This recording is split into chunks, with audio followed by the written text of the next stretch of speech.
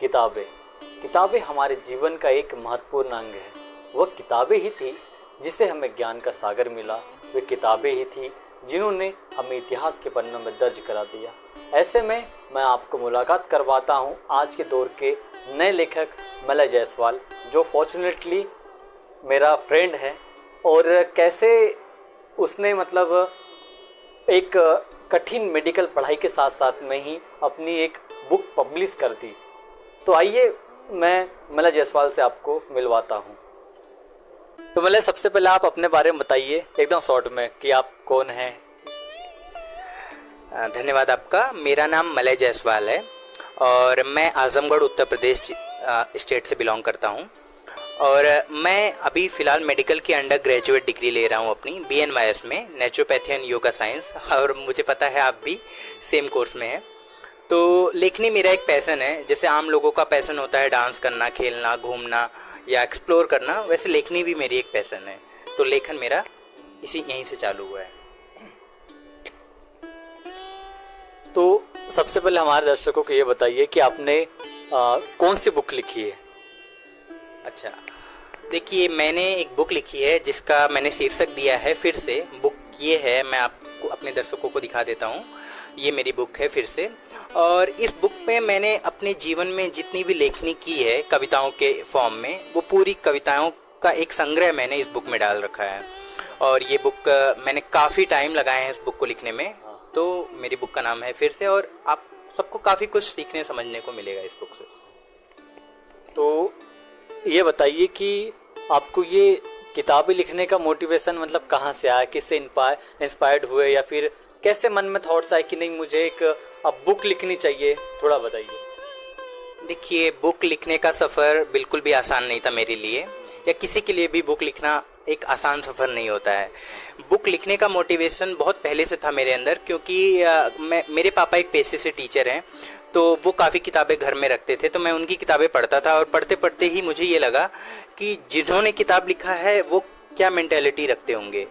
उस मेंटेलिटी से मैंने सोचा कि मैं भी एक किताब लिख के दिखाऊं या देखूं कि किस मेंटेलिटी से किताब लिखी जाती है।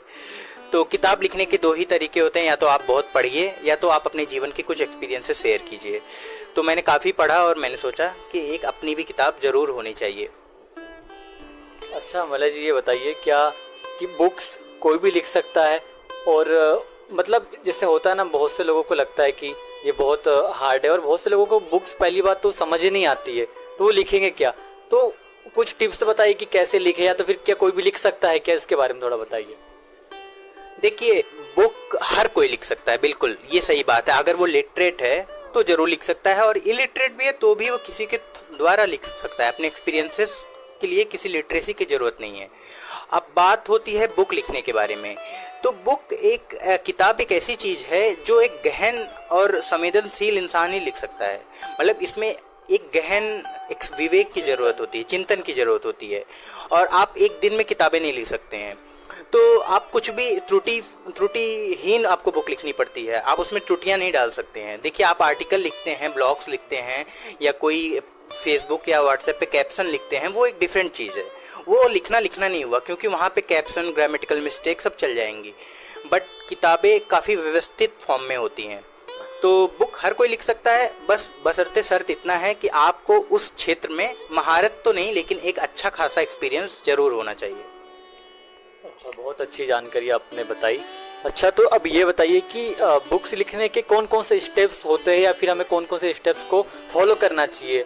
जब हम जैसे माने कि बाय द वे अगर मैं चाह रहा हूँ कि मैं बुक लिखूँ, तो मुझे ऐसे कौन कौन से क्राइटेरियाज को मुझे फॉलो करना होगा, ये कुछ बताइए इसके बारे में। अच्छा, देखिए, बुक क्या है कि बुक को कई चरणों में आप लिखते हैं। आपको एकदम से बुक का पहले आइडिया आता है। पहले तो आपको एक अच्छा आइडिया लाना पड़ेगा कि आप किस पे लिखना चाहते हैं, किस आप कॉन्सेप्ट पे, किस आप सब्जेक्ट पे आप किताब लिखना चाहते हैं। फिर उसके बारे में आप अलग अलग जगहों से ज्ञान अर्जित करिए। आपको ज्ञान अच्छा खासा होना चाहिए उस सब्जेक्ट में एटलीस्ट। उसके बाद क्या होती है कि अगला चरण आता है कि आप लोगों को क्या बताना चाहते हैं, क्योंकि हर बुक हर एक गोल ओरिएंटेड होती है। बुक में एक गोल होता है कि ये आप पढ़ेंगे तो आपको ये मिल जाएगा। तो जैसे मेरी बुक, मैं अपनी बुक का एग्जांपल लेता हूँ, मेरी कविताओं की बुक है। अब कविताओं में मैंने सामाजिक विडंबनाएं, और सामाजिक विषमताएं, और साथ ही साथ भजन और कीर्तन और ऐसे महाभारत और रामायण से जुड़ी हुए वाक्यांश। साथ ही साथ मैंने प्यार और जो मोहब्बत की अच्छी शायरियाँ होती हैं, अच्छे पोएट्रीज होती हैं, उन सबको इसमें पिरोने की कोशिश की है। तो उसके लिए मुझे एक स्क्रिप्ट की ज़रूरत पड़ती है। अब मैंने कई चरणों में अपने पोएट्रीज लिखी हैं, तो मैंने कई चरणों में स्क्रिप्ट भी डेवलप की। उन सब स्क्रिप्ट्स को मैंने फिर एक फॉर्मेट बनाया। स्क्रिप्ट का फॉर्मेट बनता है, वो फॉर्मेट फिर दिया जाता है पब्लिशर को। अब पहले उसके लिए पब्लिशर से आपको कांटेक्ट करना पड़ेगा, आपको अलग अलग पब्लिशर्स के पास जाना पड़ेगा, या तो उनसे कंसल्ट करना पड़ेगा कि आप सेटिस्फाई हैं कि नहीं इस पब्लिकेशन से। फिर आप उनको अपना स्क्रिप्ट देंगे और आप फिर उसके बाद बाकी का काम आपके पब्लिशर के हाथों में चला जाता है। अच्छा मतलब, और एक बात हमें ये बताइए कि क्या होता है, अक्सर हम देखते हैं कि स्टूडेंट लाइफ में अधिकतर स्टूडेंट्स यही चाहते हैं कि हम हमारी पढ़ाई के साथ साथ में हम कैसे एक पार्ट टाइम जॉब करें, कैसे अर्न कमाएं। मतलब अक्सर उन्हें एक होता है कि यार हम हमारे साइड इनकम कैसे हम करें। तो क्या किताबें अर्निंग का जरिया बन सकती है? देखिए, ये बहुत अच्छा क्वेश्चन आपने किया। किताबें बिल्कुल अर्निंग का जरिया बनती हैं। मैंने किताबें लिखी थी अपने पैशन के लिए, पर मुझे पता है एक ना एक दिन ये किताब मेरे लिए एज अ अर्निंग के लिए भी फ्रूटफुल होगी। और कैसे होगी? क्योंकि जब भी आप अपनी किताब पब्लिश करते हैं तो आपका पब्लिशर आपको लाइफ टाइम रॉयल्टी देता है। आपकी जितनी किताबें बिकेंगी, जितनी किताबें आपकी नाम होंगी, उतना ही आपको उस किताब में जो आप, जैसे आपने किताब अमेज़ॉन या फ्लिपकार्ट या अदर ऑनलाइन साइट्स पे डाली हैं, वहाँ पे जो बिक्री हो रही है उसका कुछ परसेंट आपको मिलेगा एज अ रॉयल्टी। और फॉर एग्जांपल, अगर एक किताब के ऊपर आपको 40 रुपये मिलते हैं, तो अगर आपकी 100 किताबें बिकती हैं तो आपको 4,000 रुपये तक का बेनिफिट हो सकता है। तो हाँ, 4,000 तक के बेनिफिट हो सकता है। तो किताबें ज़रूर एक अर्निंग के सोर्स हैं, और अगर आप अर्निंग के सोर्स में आना चाहते हैं तो आपको किताबें लिखना ज़रूर चाहिए। अच्छा, और ये बताइए कि किताब लिखने के लिए हम हमारे माइंडसेट को कैसे प्रिपेयर करें, कैसे सेट करना चाहिए?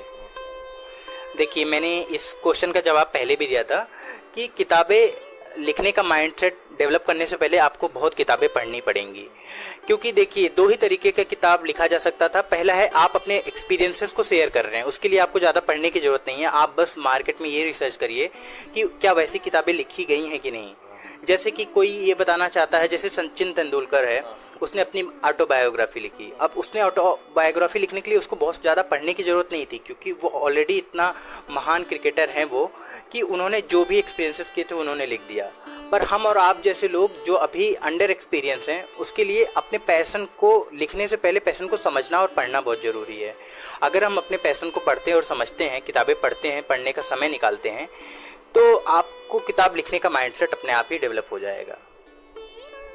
हम कह सकते कि अब आप एक लेखक, एक ऑथर है, तो और आपकी एक बुक भी पब्लिश हो गई है, तो सभी लोगों की कॉन्ग्रेचुलेशंस वगैरह, सब लोगों की काफ़ी बधाइयाँ वगैरह, सब ने कांग्रेस किया होगा।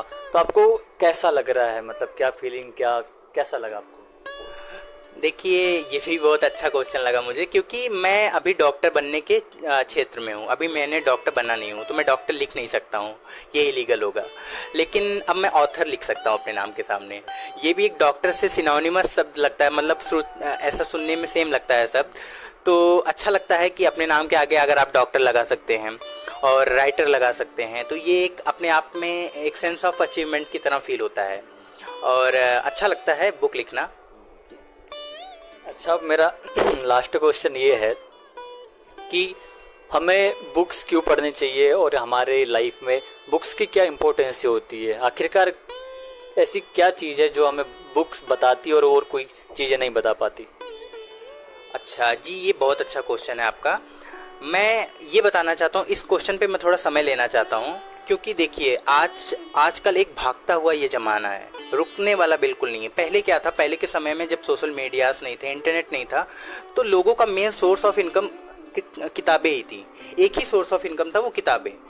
तो इससे बहुत फ़ायदे होते थे, लोगों को अलग अलग वर्ड्स के बारे में समझ में आता था, वर्कैब्स डेवलप होती थी लोगों की समझने और सुनने और एक तरह से पढ़ने की क्षमताएं डेवलप होती थी।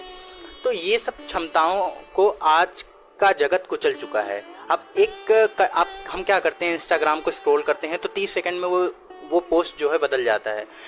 पर किताबें ऐसी नहीं है। किताबों को एक पेज पढ़ने में भी आपको एक आम व्यक्ति को 15 मिनट लगता है। तो आप सोचिए 15 मिनट अगर एक पेज को आप दे रहे हैं तो आप एक ही पेज में इतने टाइम तक इन्वेस्टेड है, आपका ब्रेन एक ही चीज़ पे फोकस कर रहा है। ना कि आज के कंटेक्स्ट में देखा जाए जहाँ 15 मिनट में आप 50 रील्स देख सकते हैं या उससे भी ज़्यादा रील्स देख सकते हैं। तो मैं ज़रूर चाहूँगा किताबें सब कोई पढ़े। किताबें पढ़ने का ट्रेंड वापस से डेवलप करना पड़ेगा, क्योंकि मैंने एक कोट पढ़ा था और उस कोट को मैं एक सीधे सीधे तो नहीं बता पा रहा हूँ, पर मैं एक उसको बताना चाहता हूँ कि देखिए कि आजकल शूज़ जो होते हैं वो रैक्स में रखे जाते हैं, जो अच्छे बड़े बड़े ब्रांडेड रैक्स होते हैं उसमें रखे जाते हैं, और किताबों को आजकल ज़मीन पर रखकर बेचा जा रहा है, जो कि मेरे हिसाब से बहुत गलत है। और हमारे भारत में तो ये बिल्कुल भी नहीं होना चाहिए, क्योंकि हमारा भारत अपने संस्कृति को लेकर बहुत ही संवेदनशील है और होना भी चाहिए। तो मैं वापस से मेरी एक ही लक्ष्य है कि किताबों को वापस में रैक में डालना, और शूज़ रैक में रहें या ना रहें उससे कोई मेरा मतलब नहीं है। तो किताबों को एक उच्च नज़रिए से देखना चाहिए और हर किसी को पढ़ना चाहिए। किताबों को पढ़ने के इतने बेनिफिट्स हैं, इतने मेडिकल बेनिफिट्स, फिजिकल बेनिफिट्स, कि उसको एक वीडियो में बता पाना संभव नहीं होगा। मैं इसके लिए एक अलग वीडियो बनाने की प्रयास करूंगा आपके चैनल के माध्यम से। लेकिन हाँ, किताबें सबको पढ़ना चाहिए, चाहे वो कैसी भी किताबें हों, लेकिन आपको ये ध्यान रखना चाहिए कि वीडियो के एंड में अब जाते जाते मैं आपको यही बताना चाहूँगा। मैं खुद अपने लाइफ के बारे में एक आपको बात बताना चाहता हूँ कि मैं जब से यहाँ हॉस्टल में आया हूँ तो मैं खुद मलय से इंस्पायर होकर मैंने भी काफ़ी क्योंकि मेरा फ्रेंड है तो मैं ऐसी बात हम कर लेते हैं, तो मैंने खुद मलय से काफ़ी कि कौन सी बुक्स पढ़ना चाहिए कौन सी नहीं, और इससे इंस्पायर होकर मैंने काफ़ी बुक्स मैं खुद अपने जीवन में मतलब मैंने भी पढ़ना सीखा। जैसे पहले ये होता था कि ठीक पढ़ता था बट उतना हो नहीं था कि पढ़ ली 2-4 बुक पढ़ ली, ऐसा हो नहीं था। लेकिन खुद देखकर और साथ में रहने कहते हैं संगति का असर पड़ता है, तो वो संगति का असर मतलब मैंने भी काफ़ी सारी बुक्स मलय के गाइडेंस में पढ़ी है और बहुत कुछ सीखा है। और जाते जाते मैं भी आप लोगों से यही कहना चाहूँगा कि जितनी किताबें आप पढ़ते हैं उतना नॉलेज आपको मिलता है, इसीलिए आपको भी उतना आपका ज्ञान बढ़ते चलता है। इसीलिए आप भी किताब पढ़ने की आदतों को जरूर विकसित करिए और वीडियो को जरूर से जरूर शेयर करें, ताकि एक आप भी मोटिवेट हो कि कैसे हम हमारी पढ़ाई के दौरान ही बुक लिख सकते हैं और लोग हमसे इंस्पायर हो। अच्छा, और अगर आप इस बुक को जिसका नाम है फिर से, अगर आप इसे खरीदना चाहते हैं तो हमने डिस्क्रिप्शन में लिंक दे दी है फ्लिपकार्ट की, और सारे सोशल मीडिया की लिंक हमने दे दी है, वहां से जाकर आप इसे परचेज कर सकते हैं। Thank you so much.